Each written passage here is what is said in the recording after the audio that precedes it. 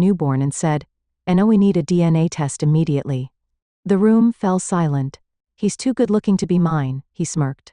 But when the results came back, the doctor looked at me, then looked at him, and said, "We need to call security now. They say your whole world changes the moment you become a mother." Mine did too, but not for the reasons I expected. Because the moment my husband Marcus looked at our newborn son for the first time, he didn't cry or smile or even reach for him. He just stared and said, "We need a DNA test immediately." The room fell dead silent. Then with the most casual smirk he added, "He's too good looking to be mine." It was like the air had been sucked out of the room. I sat there in my hospital bed, holding our newborn, Liam, just hours after labor, and for a second, I couldn't breathe. My arms tightened instinctively around him. His skin was still soft and slightly pink. His tiny fingers curled into a fist near his cheek.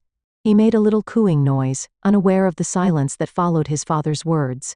At first, I laughed. Because what else do you do when the man you've been married to for 4 years says something so absurd? But no one else really joined in. One of the nurses chuckled awkwardly, more out of discomfort than amusement. My mom, who'd been scrolling through her phone near the window, suddenly stiffened. "Marcus," I said, trying to keep my voice light, "what are you even talking about?" He didn't laugh. He just stood there, arms crossed, looking at Liam like he was trying to solve a puzzle. His eyes narrowed slightly, and that stupid smirk never left his face. "I'm just saying," he shrugged. "Those eyes, that hair, that little chin dimple. I mean, come on. There's no way he got all the good genes." I felt my cheeks flush, not from the compliment, but from the implication. My chest tightened like a rope slowly pulling tighter around my lungs. I tried to laugh again, but it came out thin. "So what? You're serious? You actually want a test?" Marcus walked closer to the bed and leaned down to look at Liam. "Just to be sure," he said, like we were talking about checking the oil in a car, not questioning the paternity of our newborn son. I felt a slow burn crawl up my neck. My hands trembled as I shifted Liam in my arms, cradling him closer to my chest. His warmth was the only thing grounding me in that moment. From the corner of my eye, I saw my mom rise from her chair, arms folded tightly across her chest. Her mouth was pressed into a thin line. She didn't say a word, but I knew exactly what she was thinking. She never trusted Marcus, not fully. And maybe, in that moment, I didn't either. I looked at my husband, the man who held my hand through every appointment, who painted the nursery pale green and told me we'd name our son after his grandfather, and I saw someone else. Someone cold, detached, suspicious, covering all the bases, he said again with a shrug, like it was no big deal. But it was a big deal because suddenly everything felt different. The room, the joy, even Liam's soft breathing, it was all undercut by the shadow he had cast. Why did his words hurt so much? Wasn't I enough? Didn't he trust me? I didn't have the answers yet, but I knew one thing. The moment should have been beautiful, and instead, it was the beginning of something I never saw coming. After Marcus made that comment, everything shifted, not just in the room, but inside me. You'd think after giving birth your only thoughts would be about the baby, counting fingers and toes, memorizing their little size, falling in love over and over every time they blink. But instead, I couldn't stop thinking about him, Marcus, and what he said. We were discharged 2 days later. My mom insisted on staying with us for a while to help, but I knew she didn't trust Marcus alone with me. I told her she was being dramatic. She didn't argue. She just gave me that look, tight-lipped, eyes soft with concern. Marcus, on the other hand, acted like everything was normal. He didn't bring up the DNA test again, not once. He changed diapers, made jokes, even took selfies with Liam for Instagram, writing captions like, "Already got my mini-me." I tried to let it go, to convince myself it had been a stupid joke, said at the worst possible moment. But something inside me had started to ache. A quiet, gnawing kind of ache. The kind you can't point to but you feel in your bones. It wasn't just the comment. It was how he looked at Liam sometimes, like he was trying to figure him out. I caught him one night standing over the crib, just staring. He didn't notice I was watching. His brow was furrowed, eyes squinting a little like he was searching for something he couldn't quite find. When I stepped into the room, he jolted slightly and laughed it off. "Just wondering when he's gonna start looking like me," he said. I smiled, but something about his tone made my skin prickle. Then, little things started happening, things I might have ignored if I wasn't already on edge. A nurse from the hospital, Rachel, I think her name was, called one afternoon saying they were doing a routine follow-up. Her voice was polite, but I swear I caught a strange hesitation when she asked for Liam's hospital ID number. I gave it to her, and she paused for a beat before saying everything was fine. I asked her if something was wrong. She said no, but the way she said it didn't sit right. Later that night, I went through Liam's hospital papers and noticed something weird. The wristband they'd clipped on him at birth, one of the numbers was off from mine. Just one digit. A typo, maybe? But once you start doubting, you can't stop. I Googled newborn ID errors for hours. I fell down a rabbit hole I never meant to find. I finally showed Marcus. "Are you serious right now?" he said, laughing. "You were the one mad at me for even suggesting something was off, and now you're acting like the baby might not be ours." I opened my mouth to argue, but he kept going. "Sophie, you're tired. You just had a baby. Your hormones are all over the place. Don't let this get in your head." He kissed my forehead and walked away, leaving me standing there with a handful of medical papers and a head full of doubt. Maybe he was right. But if everything was fine, why couldn't I shake the feeling that something wasn't? I started checking things obsessively. His birth certificate, bracelet, old ultrasound records, photos. I became someone I didn't recognize, a mother with a newborn in one arm and a browser history full of worst-case scenarios in the other. I didn't want to believe Marcus was serious about the test, but now, deep down, I wasn't so sure he was wrong to ask. And that terrified me. It was a few days later when Marcus brought it up again. He didn't do it during a fight, or even with a hint of anger. He just said it casually over coffee like he was mentioning a dentist appointment. "So I found a private clinic that does same-day DNA testing," he said, taking a sip from his mug. "Discreet. Reliable." I blinked at him, unsure if I'd heard correctly. "You're still on that?" He looked up. His eyes were calm, but too calm. Controlled. "I think it'll just give us both peace of mind." "Both?" I didn't answer right away. I stared down at Liam, who was curled up on my chest, his tiny lips twitching in a dream. He was so peaceful, so perfect. The idea that anyone would question him, even his own father, felt like an insult. But at the same time, I had been questioning things too, hadn't I? The wrong ID number, the nurse's weird tone, the way Marcus stared at him in the dark like he was trying to solve a puzzle. "I thought you said you were joking," I whispered, still staring at Liam. Marcus shrugged, half joking. "But seriously, Soph, wouldn't it help you too?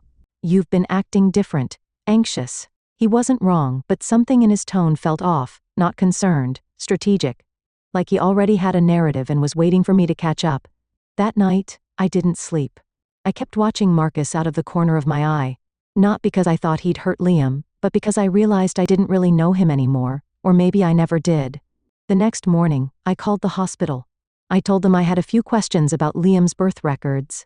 The woman I spoke to transferred me to someone else and then someone else again. Finally, I was put through to a hospital administrator named Ellen, who seemed cautious. "Everything looks fine on our end," she said after a pause. "Healthy baby boy, born at 3:42 a.m., no complications." "But his bracelet didn't match mine," I said. "Just one digit off." "That can happen," she replied quickly, too quickly.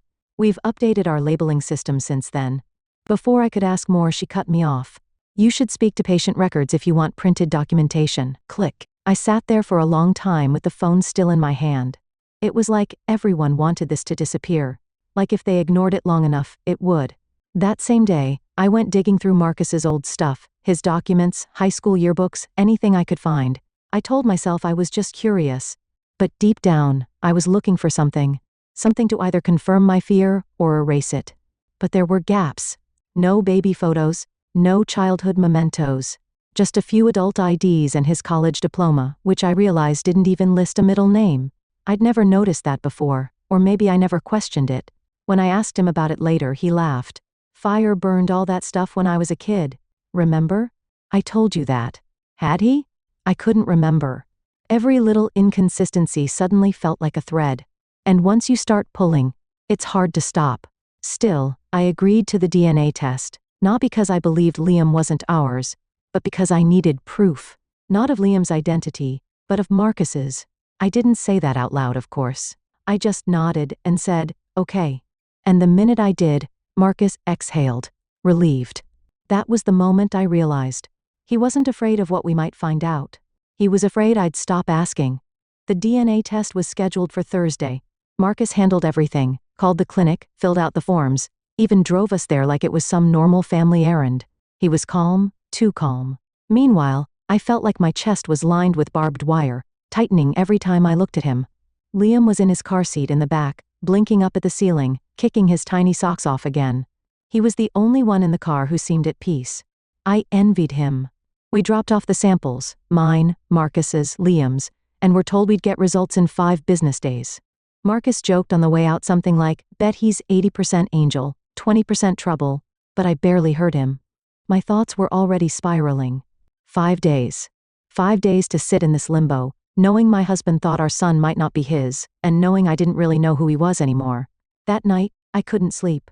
I laid in bed pretending to scroll my phone while Marcus dozed off beside me, but my mind wouldn't quiet down. His fire story about losing childhood mementos kept looping through my head. It felt rehearsed. Convenient. Why couldn't I remember him ever telling it before? The next morning, I dropped Liam off with my mom and went back to the hospital on my own. I told them I'd left behind a small blanket with Liam's name embroidered on it. Total lie. But it got me past the front desk and into maternity. The moment I saw Nurse Rachel, the one who had looked uneasy after the birth, I felt a jolt of hope and dread. She recognized me immediately. "Sophie, right?" she said, offering a soft smile. "How's the little guy?" "Good," I said. "But I have a weird question."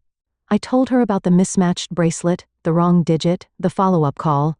I expected her to brush it off, but instead, her face went pale. I shouldn't say anything," she said, glancing around. But that night, we did flag a potential mismatch, just for a moment. Something in the system glitched and showed 2 babies under your ID number. But it was cleared. Management said it was a system error and told us to move on. I felt the blood drain from my face. "Was Liam ever taken out of the room without me?" I asked. Rachel hesitated. "For a routine check, yes, but only briefly." "How long is briefly?" She didn't answer. I thanked her, numb, and left the hospital in a fog. My hands were shaking as I gripped the steering wheel. My throat was dry. The words, "2 babies under your ID," echoed in my head like a siren. I couldn't tell Marcus what I'd learned. Not yet. I needed more. So I started digging. Social media, online archives, anything I could find about Marcus's past. I even searched public record databases, which I'd never thought I'd do in my life. It was like I had become a detective in my own marriage. But the more I looked, the more the details blurred. No trace of his high school graduation, no tagged photos before. And oddly, I couldn't find a single person online who shared a memory of him before college, not even a childhood friend.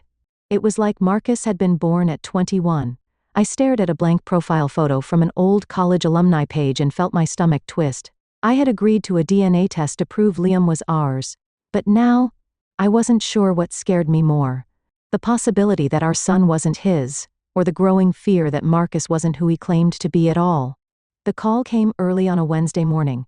I was standing in the kitchen rocking Liam in one arm, still in my pajamas, when my phone rang. The screen just said, "Unknown number." I almost didn't answer. Something in me froze, but I picked up. "Mrs. Evans?" A calm, clipped voice said, "This is Dr. Graham from Greenbrook Medical. We need you and your husband to come in today to discuss the results of your paternity test in person." "In person?" I asked, my throat going dry. "Yes. It's urgent." My stomach dropped. I couldn't even speak. I just nodded as if he could see me. Marcus didn't ask questions when I told him. He just said, "Finally," and grabbed his keys. The drive to the clinic was quiet. Liam was asleep in his car seat again, completely unaware of the storm swirling around him. I stared out the window, heart pounding, trying to steady my breathing. At the clinic, a nurse led us to a small private office. It was cold inside, sterile, like they'd sucked the warmth out on purpose. A digital clock on the wall ticked loudly, every second hammering against my nerves. Then Dr. Graham walked in. He was middle-aged, graying at the temples, with a no-nonsense air about him.